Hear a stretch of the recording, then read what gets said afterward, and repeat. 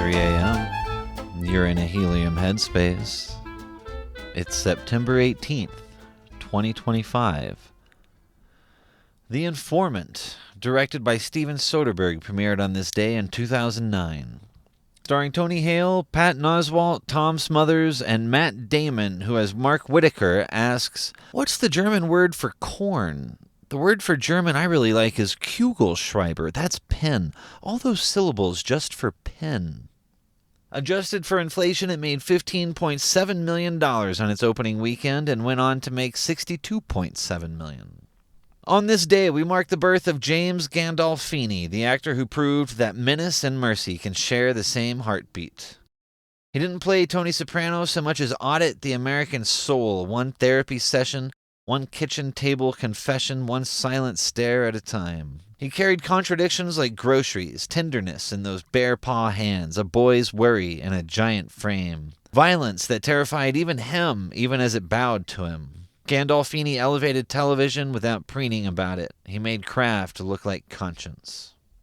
On September 18th, 1793, George Washington walked up a muddy rise that would become Capitol Hill, put on his Masonic apron, and amid corn, wine, and oil, lowered a single cornerstone into the earth. No thunderclap, no halo, just a working man's ritual for a building meant to make arguments.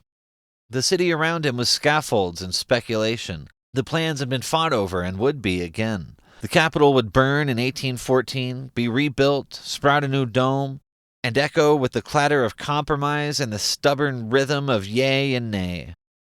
Washington wasn't chiseling perfection, he was starting a conversation, one that expects better of us.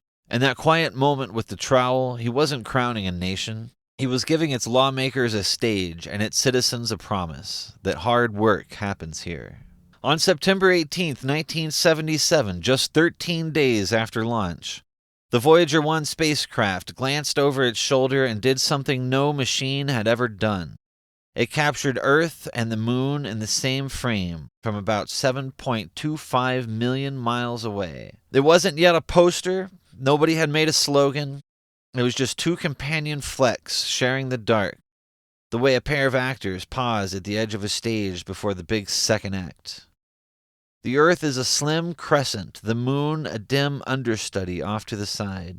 And the message isn't that we're small, it's that we're together and moving. Engineers built a spacecraft.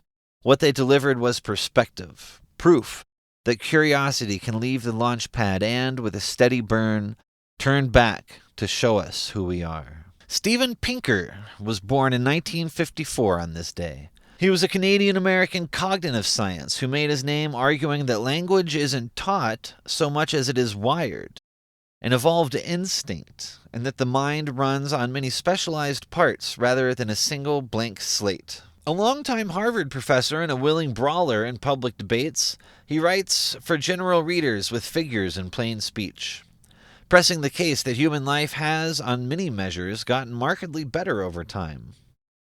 In books like The Blank Slate, The Better Angels of Our Nature, Enlightenment Now, and Rationality, he leans on data to claim that reason, science, and open institutions have nudged violence down and well-being up. His critics say he sometimes chooses friendly statistics and misses structural harms, but even so, his work forces clear questions. What counts as progress? How do we know it? And what tools, logic, evidence, and argument are sturdy enough to keep it going? On this day in 1634, Anne Hutchinson arrived at the Massachusetts Bay Colony with her family. She was an Englishwoman who had become an outspoken religious thinker in the American colonies. She settled in Cambridge and began organizing meetings of Boston women in her home, leading them in discussions of recent sermons and religious issues. Soon, ministers and magistrates began attending her sessions as well. Hutchinson preached that faith alone was sufficient for salvation, and therefore that individuals had no need for the church or church law. By 1637, her influence had become so great that she was brought to trial and found guilty of heresy against Puritan orthodoxy. Banished from Massachusetts, she led a group of 70 followers to Rhode Island, Roger Williams's colony based on religious freedom, and established a settlement on the island of Aquidneck. In 1643, she and all but one of her children were massacred in a Native American attack. And it's the day we remember the birth of Michael Hartnett, who was an Irish poet from Newcastle West County, Limerick, who made language itself his battleground. He wrote fluently in both English and Irish, and, with the bracing little book A Farewell to English, publicly swore off English to protest what he saw as cultural amnesia.